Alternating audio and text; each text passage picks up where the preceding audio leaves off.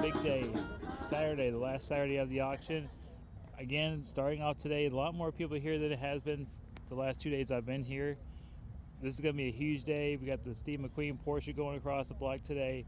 A lot of main attraction and star cars going across the block today. So I'll try to keep this video shorter than it was last week. If you want to watch that video, the link is up here. So let's get started and check out some cars. This is a pretty cool lot of cars that are here at this year's MECUM Kissimmee. I think a lot of these were either going across the block either today or yesterday. These are the vintage IndyCars. This is the AJ Foyt car that raced in the Indy 500, and this was the exact car that he ran to his first championship. You can see how much IndyCar has grown and got a little more safer through the years. You see the narrow cockpit. See, look through the end, there's your transmission over here, and your feet are right here. There's your pedals down here. Pretty amazing stuff, and how literally these are like, you wouldn't dream of going like 150 miles an hour in these things back in the day, but they did it, and did it with style. Let's look at all these cars. You got cars from the all the way up to like the mid 70s in this, I think early 80s in this collection. The sister car won the Indianapolis 500, so this is a pretty special car to see in a private collection. Very cool car. Jackie Stewart, you know, Formula One champion, Monaco, raced for Terrell. Pretty cool stuff. Very rare appearance when he raced in the Indianapolis 500, because he raced mostly in the Formula One. And over here you have Mario Andretti's Lola here, his Budweiser car. And then over here is when he raced for Newman Haas Racing for, of course, Paul Newman, Carl Haas. This is getting towards the end of his career. By this time, he's a very established driver. He's like pretty much a legend in the sport by this time. But very cool to see that. Janet Guthrie, Texaco Star IndyCar. This is very cool to see that stuff. I love the Texaco Star paint scheme. Of course, when we think, especially when you're like a NASCAR fan like I am, you think of the black and the red and a little bit of gold paint scheme when you think of Texaco, but here's what it looks like back in the late 70s. And you have a bunch of vintage cars down here, like you have like the Watson Roadsters down here. Just you can see like the evolution of open wheel racing in America if you just like pan across here and see the design of the cars, how they've evolved over the years, the history of IndyCar racing in America. So here's a very rare piece. This is a 1966 Porsche 910. These were only raced in professionally only like a couple of years, and these were like racing like the Porsche hill climb events in the mid 60s, or especially when they debuted in the hill climbs in the late mid 60s, when the hill climb competition were a part of the World Sports Car Series.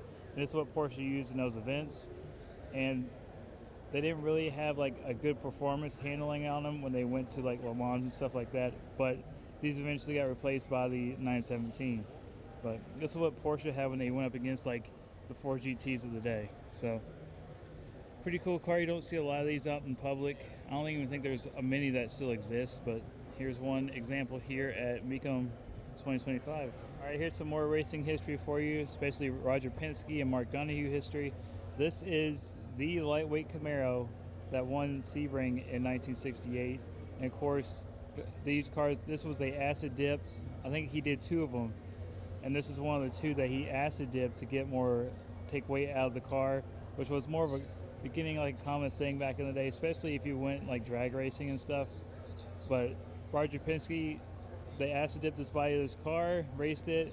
It was kind of like never officially weighed to confirm it was like lightweight, but they knew it was lightweight due to the process that they went through. But it is restored to as it was in Sebring in 1968. Very period correct stuff on this car. I'm surprised Roger Penske does not have this in like his collection, in his museum. I know he has a museum in like Arizona, but very cool to see like original Sunoco Camaro here. I know like Stevenson Motorsports did a tribute to these cars 10 years ago when they raced in the Grand Am series. Very cool to see these cars here. This is the other Mark Donohue won his first Grand Am race, first Trans Am race in this car right here at Marlboro Raceway in Maryland. Very cool. Roger Penske Chevrolet sponsorship. Z28 Trans Am race car. You don't really see a lot of older Trans Am race cars outside of like the historic races, but very nice. See, little first thing you see when you walk in the car, drive of the car, is be smart and think about what you're doing. But look how not a lot of safety stuff outside of the roll cage here to protect the driver from any major damage. But you can see how the fuel went into these cars in the trunk. It's very similar how it does today, and like in IMSA series and the GT cars, like especially in like the Michelin Challenge series, they're basically almost in the same area of fueling the car. But look at how these are like really restored to like perfection, how it was back in the day. 2 Penske Sunoco Camaros here. I'm a sucker for a good C10, and this is over the top. This is the very first Cummins swap C10, 5-liter Cummins V8. You can see they push the engine all the way back for weight distribution. Of course, the like front of the engine would be like right here if it was like stock form, but they've done a lot of work to this 60. Even though it's a 71, it has like the no side marker lights, different kind of grille in it. But 71 C10 has plenty of customization work to it. I saw this the first Saturday I was here. Look at inside here. Got a race pack dash on it. Nice shifter, nice seats in here. The TMI seats in a race truck. And look at the exhaust coming up from the bottom here, going underneath the rail on the bed side, and it exits out the side of the bed. I'm going to show you the other side here. Look at this nice bed floor. Very nice setup here. Let me show you the exhaust exit. Look at the exhaust exit that they made for this truck. Coming right at the top of the bed. Very unique. I've never seen that on a C10 anywhere. I've seen like you see them like cut holes in the side of here, exhaust exits, or exhaust exits coming straight out of the back, but not out of the side of the bed. That's pretty cool. I would never do that, but very nice C10, Cummins swap C10 here at MECUM. Could be a show truck, could be a race truck. You have your cake and eat it too. Very nice. Here's something you don't see a lot of, especially the coupes. You rarely see these in nice condition. 1962 Pontiac Catalina. This is a 389 car with tri-power. These are mostly famous through like the NASCAR circuit, especially in the early 60s, with like the Smokey Yunick team with like Fireball Roberts. These are like amazing cars on the super speedway, especially at Daytona. Fireball Roberts won the Daytona 500 and the Firecracker 400, the summer race in Daytona, in a car very similar to this. These are awesome cars. You don't see a lot of these, especially in this kind of condition. And moving over here, you have a Chrysler Airflow. These are like the very first like aerodynamic cars to come out of Detroit when they really started putting cars in a wind tunnel and making them more aerodynamic for fuel miles, performance reasons. But I think this is a 38 Chrysler Airflow, but you rarely see a 2-door. You usually see these in 4-door form. Yeah, 36 Airflow, but I think this is one of 110 according to that sheet. But you rarely see the coupe version. See how swept back the teardrop look shape on this thing? Get into like the Art Deco style. You have the teardrop. I mean, you probably goes faster in reverse than you would have going forward. This is how these cars were like designed. They were having this nice teardrop shape here with the nice, look at how the flow of the fenders and the running boards go around the car. These are amazing cars, especially when you have one in this nice condition. Look at the styling inside here with the like, banjo style wheel here. Look at the square gauges. Very cool setup. And look at the wood around the windows when cars were built with style and quality. Nice seats here. Very well done. Chrysler Airflow. 36 Chrysler Airflow. Awesome.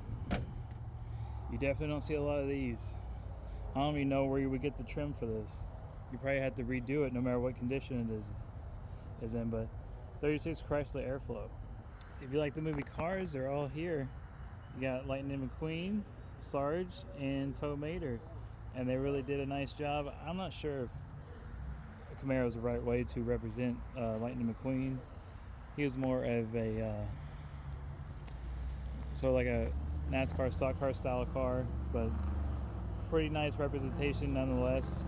For Sarge here with the Willys Jeep from like the World War II era, very nicely done here. And of course, you have the correct truck for Tow Mater. Tow Mater is a Chevy 3100. I think his was like a, I want to say it was like the 55, 56, and this is more like a 57 with the grill, but still very nicely done. I've seen a lot of Tomatoes, and they're usually like either not even a Chevy most of the time, but they've really done well, did the research, and did everything right when they turned this truck into the Tomato character.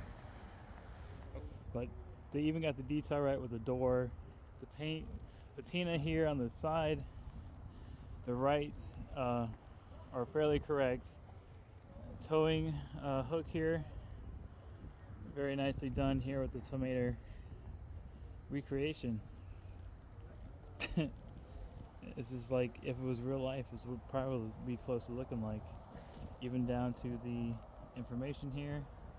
Here's your specs on the truck. Very nice.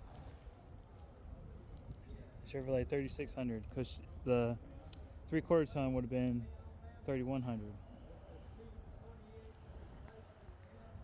Half ton would have been 3100. So very cool to see this at MECUM, and they were sold Friday.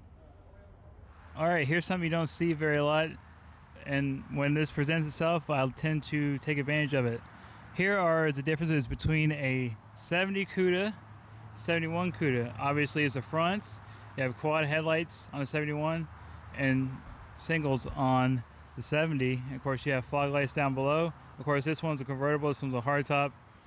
Hood is the same body style, but they had like changes between the years. So when you look at the 71, it's more of a, it has gills here on the fender. And of course the 71 does not, the 70 does not have that. Of course, same windows. Of course, 71 had more common with the spoiler, but you could get like a flat spoiler with the AR package.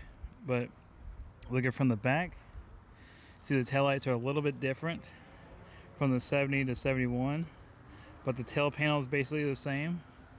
But pretty much the wheels, you could get these wheels. I think you can get these in 71 as well. But there's your, you had like the Magnum 500 style wheels. There's your rally wheels, sport. I think they call those sport wheels for the Mopar guys. And this is a Cuda 440. And this one is also, this is a 383 car. So pretty much, and of course you have your banners here, your billboards or whatever you want to call them. Of course, Mopar guys would know what these are. The billboards here on the side for your rear quarters, and you can still get that on the 70 Cuda if you really wanted to. And of course, you also had what I love is the AR stripe that went from back to front, that got thicker, that went from thick to thin to show the speed of the car standing still. But my personal favorite is the 70 Cuda, but I do like a 71 Cuda as well. But here is the difference between the 70 Cuda and the 71 Cuda. This is a gorgeous 1959 Chevrolet Impala. Very well done. I'm not really a white paint kind of car guy, but this car wears its paint well. Of course, you got a Magnum supercharged LS in here. Very nice. Has a dash here. These are like desirable dashes when you put in like custom trucks and stuff, and like C10s. These 59 60 Chevrolet Impala dashes. Look at the interior here with the steering wheel, if you can see through the reflection here.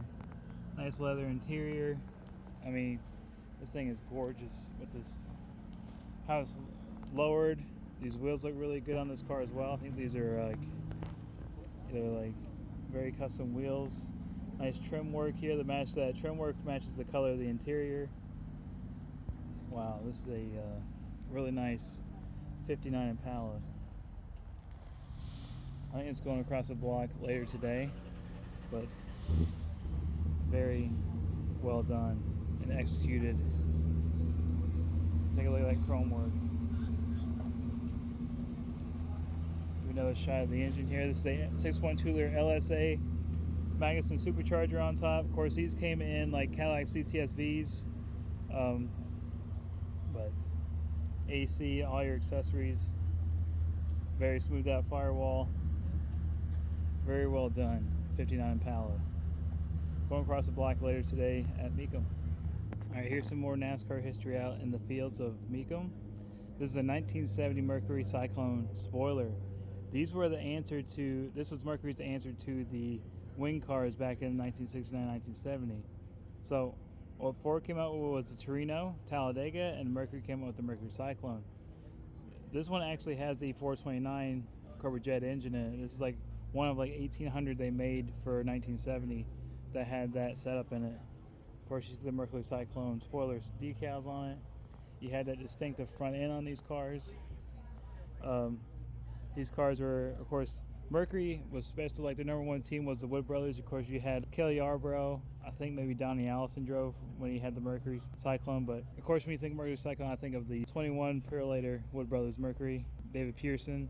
You don't really see a lot of these out in the wild like you used to. But Mercury Cyclone, 429 Cobra Jet motor, and this is a 4-speed car as well. 4-speed right here, right there. Really nice vinyl interior. I think this was across the block last Sunday, but love the wheels on it with the hubcaps and trim rings. Very nice hideaway headlights. Very nice example of a Mercury Cyclone. Here's something special you don't see out in the public. This is a presidential limo that was used for the Clinton administration during the late 90s. Of course, he was our president from 1992 to 2000. And this was one of his limos in his parade of cars. This is powered by a 454. Surprisingly done by Jack Roush, which is usually done mostly Ford stuff for NASCAR teams. But he helped build that 454 that's in these presidential limos back in the late 90s. You can see, of course, it has. I'm surprising that the bottom of the engine compartment is wide open. You'd think it'd be a little more closed off, have some more shielding underneath. But look how open the underside of that car is. You'd think it'd be a little more shielding for underneath or a little more protection. Maybe they took that off before it got for public use. But here is a real presidential limo. So let me show you, there's something really cool. Look how thick the glass is on the bulletproof glass. Look how thick that is. But pretty amazing to see. You see the interior here. Very nicely clean, well kept up. Of course, when you have a car in a government fleet, it's usually very kept very well.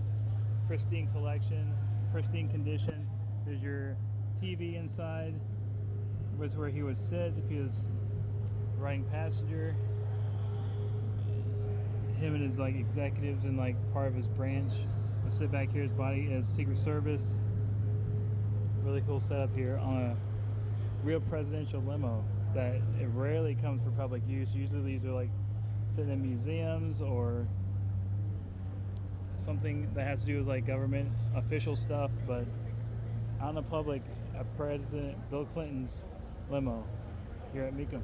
Here's something pretty cool. You might think this is just another ordinary 1954 Chevrolet Corvette with the blue flame sticks here, because V8s didn't come along until the next year, until 55. Nice interior here with the tan and the blue, the tan top, but this is actually a pickup truck.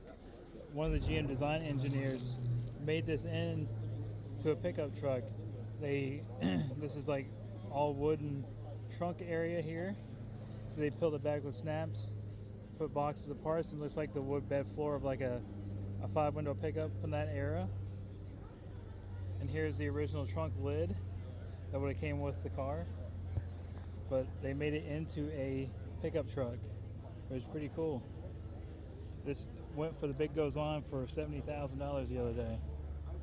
Very cool. Probably the only like Corvette pickup truck kind of from the factory almost, but pretty cool and unusual things you see here at MECUM.